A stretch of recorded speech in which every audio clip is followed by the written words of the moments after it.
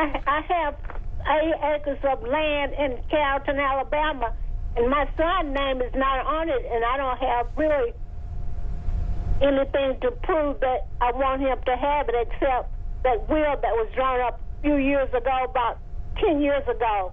And I went back to the lawyer to ask him what I could do about it, and he said just leave it like it is.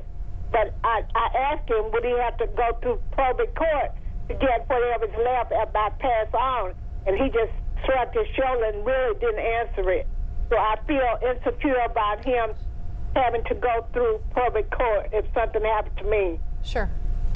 As I understand the question, the property is in your name, and you'd like to have the property in your son's name.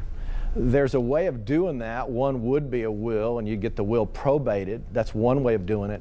There's another way of doing it, and that would be that you, as owner of the land, would